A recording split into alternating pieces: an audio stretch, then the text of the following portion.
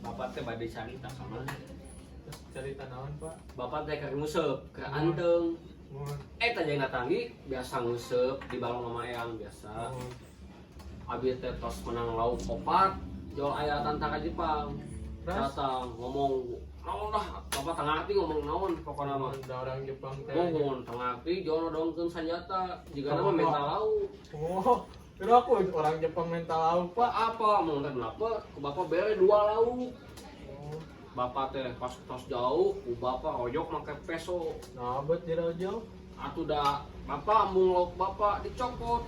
Bapak tos di isuk-isuk nepi sore dicopot laukna.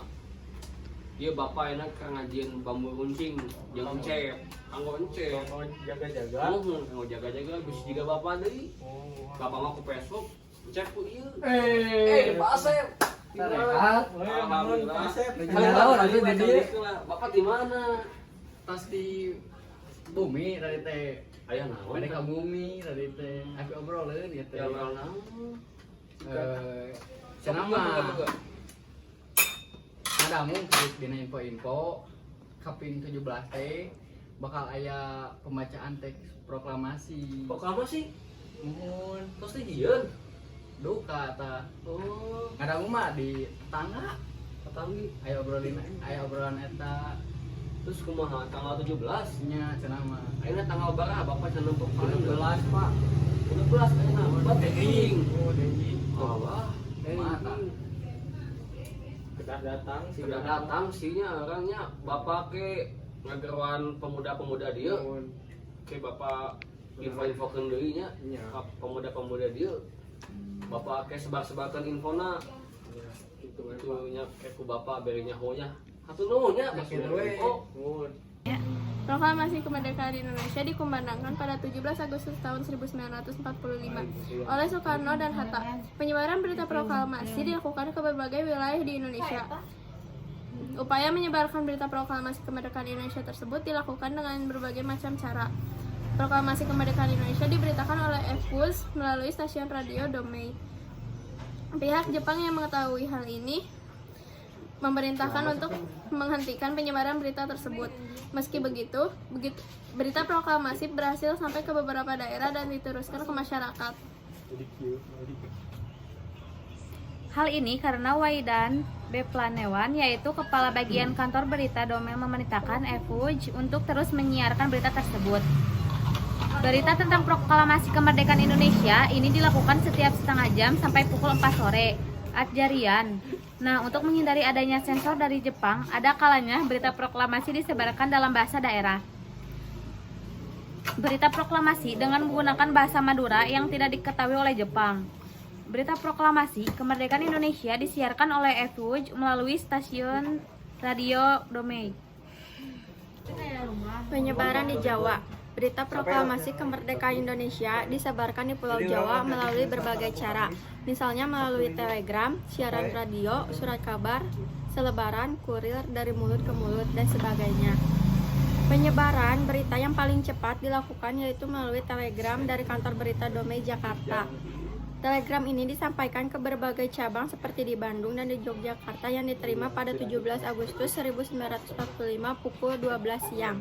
Penyebaran berita proklamasi yang juga berlangsung secara cepat yaitu melalui radio Adjarian. Siaran radio dari Jakarta diterima di berbagai daerah di Jawa. Misalnya di Surakarta, Cirebon, Surabaya, dan Malang. Madiun, Semarang, dan lain sebagainya. Berita yang sudah diterima tersebut kemudian disiarkan melalui radio di wilayah masing-masing dari mulut ke mulut. Penyebaran berita proklamasi di beberapa daerah juga dilakukan dalam kegiatan keagamaan, misalnya dengan dilakukan setelah sholat berjamaah seperti yang terjadi di daerah Bekasi, seperti yang terjadi di daerah Bekasi. Berita proklamasi juga disebarkan oleh Ki Hajar Dewantara dan guru-guru taman siswa yang dilakukan dengan pawai sepeda. Penyebaran di Sulawesi, peristiwa proklamasi kemerdekaan sudah berhasil didengar di beberapa wilayah Sulawesi melalui siaran radio 17 Agustus 1945. Akan tetapi, berita tersebut belum dapat menyebar secara luas. Penyebaran berita secara luas baru terjadi setelah kepulangan para pemimpin Sulawesi dari Jakarta pada tanggal 20 Agustus 1945. GSSJ Ratu Langgi tiba di Bengkulu. Ia dan timnya langsung menyebar berita tersebut ke utara. Sementara penyebaran berita ke selatan dilakukan oleh tim Lanto Daeng Pasewang. Hingga akhirnya Agustus 1945, berita proklamasi sudah menyebar di Maros yang kemudian dibawa oleh para pelayar dan pelaut dari Jawa pada September 1945. Kedatangan GSSJ Rat lagi berhasil menyebarkan berita proklamasi kemerdekaan ke daerah utara Sulawesi.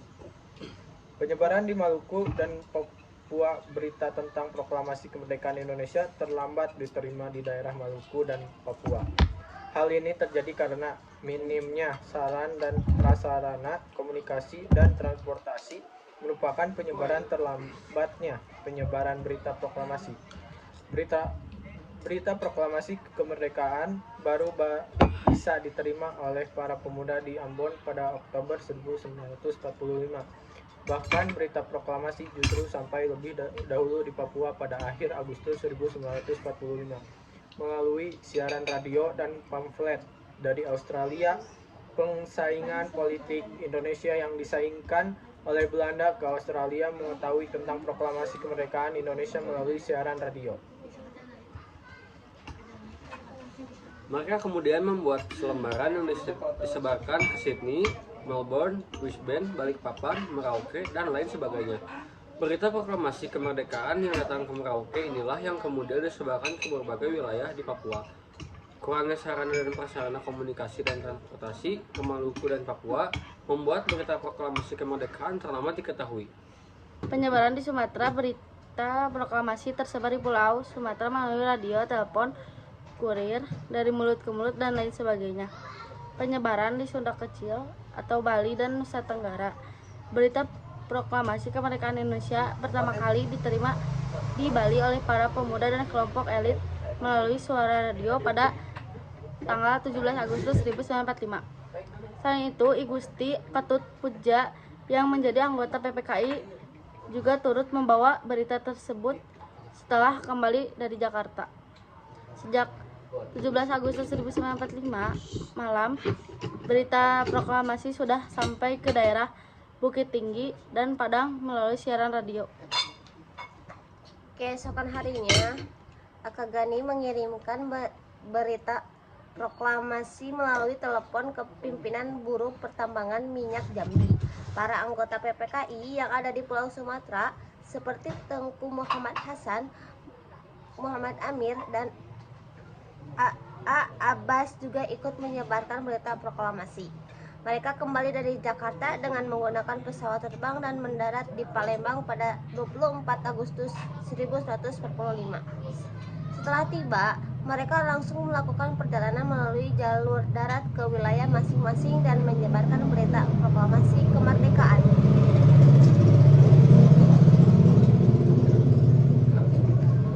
Akademi dapat menyebarkan berita proklamasi ke daerah Bangka Belitung pada 17 Agustus 1945.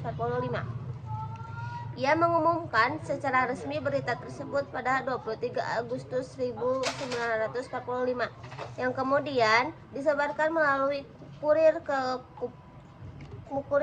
Kupang di Agustus 1945. Lalu berita tersebut dapat sampai ke Pulau Sumbawa pada 2 September 1945. Berita proklamasi di Bali diterima oleh para pemuda dan kelompok elit melalui radio.